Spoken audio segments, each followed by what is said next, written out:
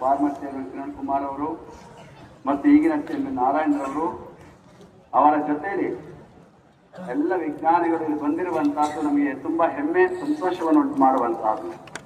ಇವತ್ತು ನಮ್ಮ ಇಸ್ರೋ ಇಡೀ ನಮ್ಮ ಪ್ರಪಂಚದಲ್ಲೇ ದೊಡ್ಡ ಸಾಧನೆಯನ್ನು ಮಾಡುವಂತಹ, ವಿಶ್ವ ನಮ್ಮನ್ನು ನೋಡಿ ಬೆರಗುಗೊಳ್ಳುವಂತಹ ಸಾಧನೆಯನ್ನ ಇವತ್ತು ಇಸ್ರೋ ಸಂಸ್ಥೆ ಮಾಡ್ತಾ ಇದೆ.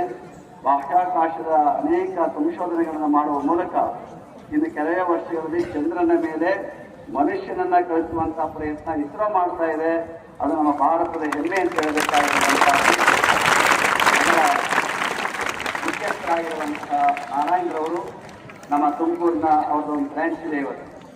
ಆ ಬ್ರಾಂಚ್ನಲ್ಲಿ ಹಲವಾರು ಕಟ್ಟಡಗಳ ಉದ್ಘಾಟನೆ, ಅದರ ನಿಮಿತ್ತವಾಗಿ ಅವರು ಬೆಳಗ್ಗೆ ಬಂದಂತಹ ಅವರು ನೀವೆಲ್ಲ ನೋಡಿದ್ದೀರಿ. HMT ಕಾರ್ಖಾನೆ ಇವತ್ತು ಮುಚ್ಚಿದೆ. ಅದಾದ ಮೇಲೆ ಇವಾಗ ಇಸ್ರೋ ಆಗಿ ಅದು 2 ವರ್ಷ ಆದ ಮೇಲೆ